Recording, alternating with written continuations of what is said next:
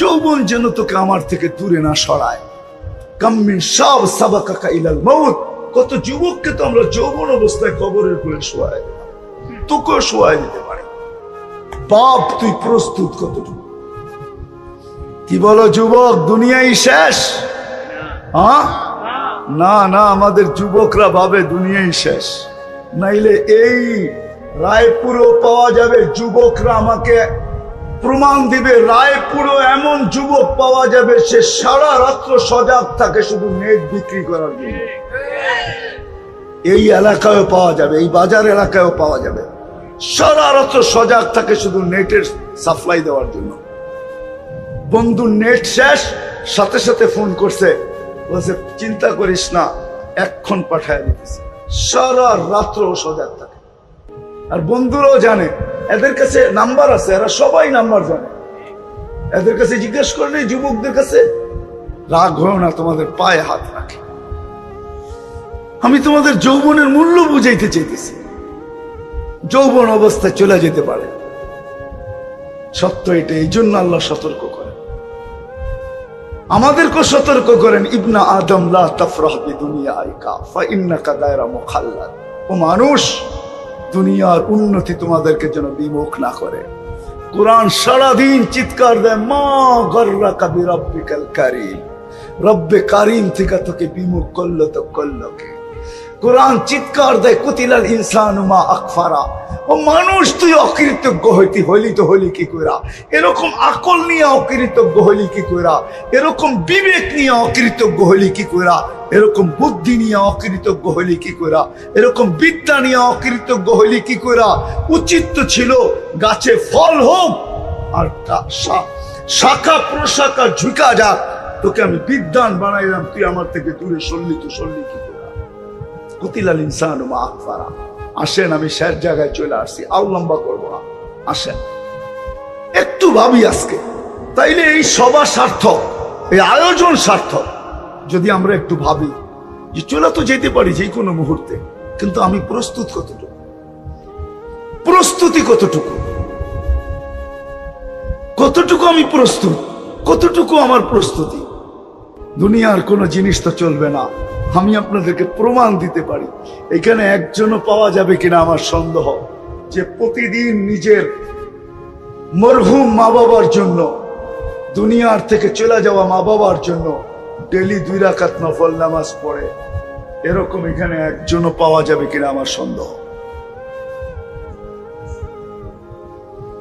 মাঝে মাঝে পড়ে, অভ্যস্ত বলতেছি, ডেলি পড়ে। যখন সন্তানই বাপের খবর নেয় না, তো কে খবর নিবে আপনার? কে নিবে আমার? সন্তানই যখন নেয় না। এই মজমায় তো একজনও নাই যে ডেলি 1 টাকা বাপের নামে দান করে।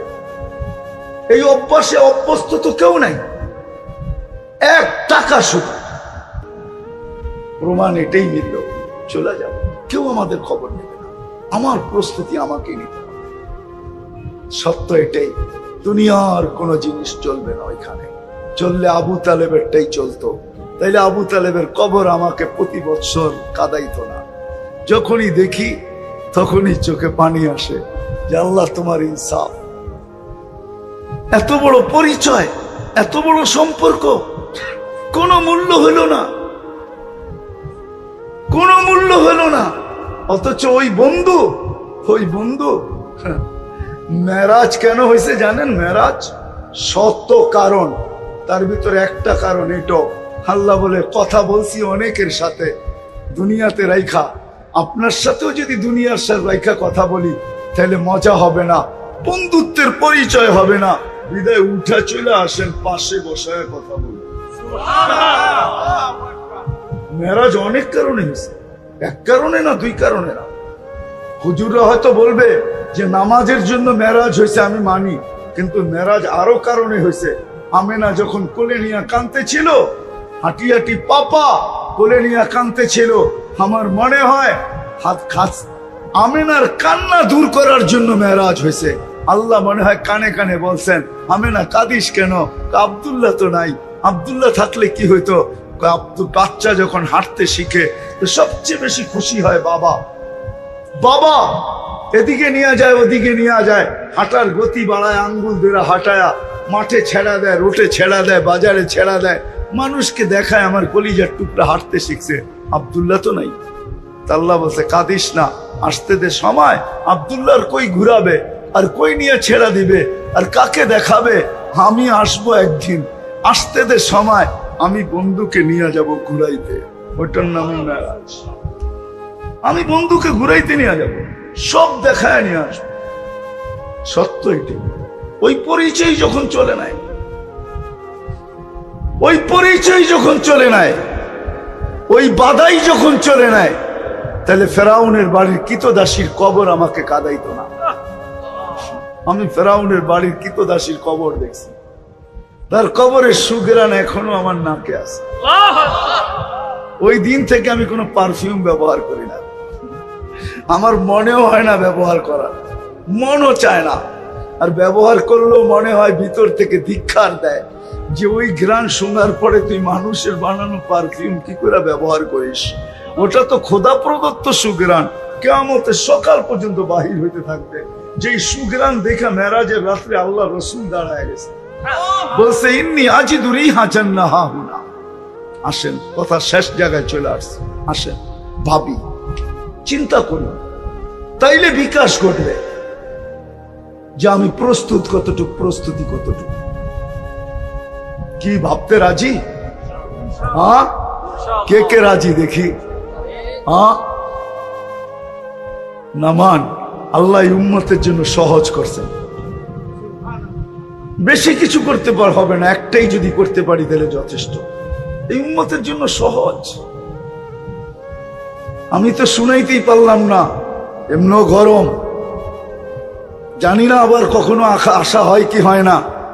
যদি আশা হয় তাইলে হয়তো শোনানো যাবে যে আমরা উম্মত, কোন উম্মত, আল্লাহ আমাদেরকে কি ফ্যাসিলিটি দিয়েছে, আমরা কি পাইছি নবীজির কারণে। বেশি কিছু লাগবে না। আজকে যদি এই মজমা, এই যুবকরা প্রতিজ্ঞাবদ্ধ হয় একটা কাজের উপরে, বাস একটা, ইমান তো আল্লাহ দিয়েই পাঠাইছেন, বিনা চাওয়ায় নবীর উম্মত বানাইছেন।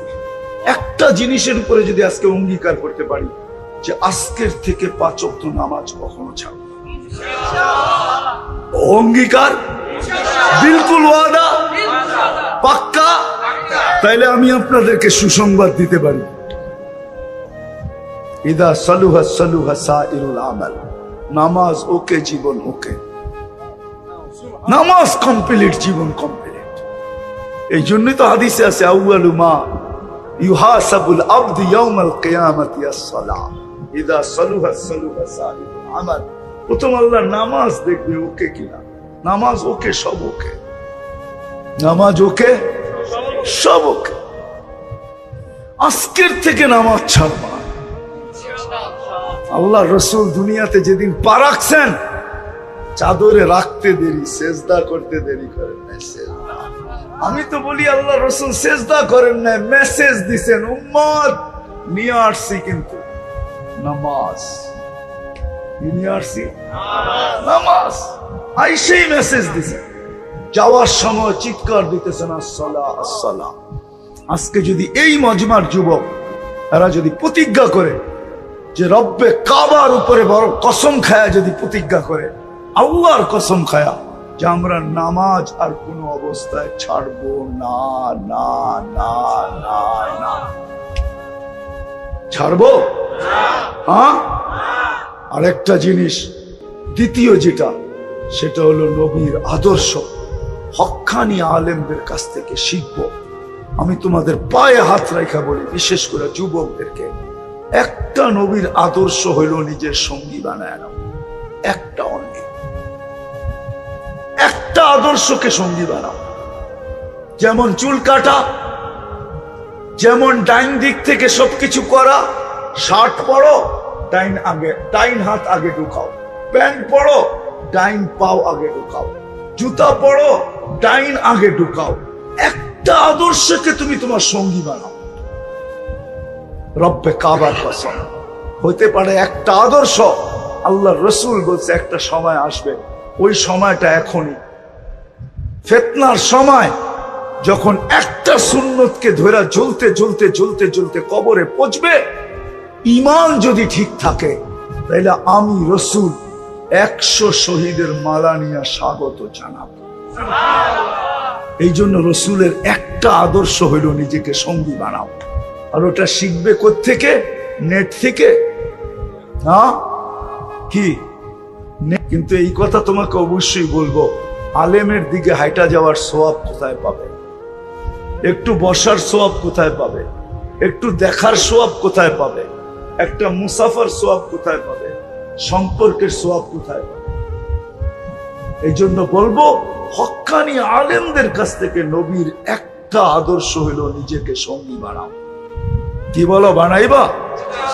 কোন কোন যুবক ওয়াদা করতে পারে যে আমি বানাবো? একটা হলো বানাবো।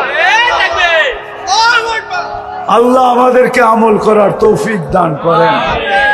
ওমা আলাইনা ইল্লাল বালাগ।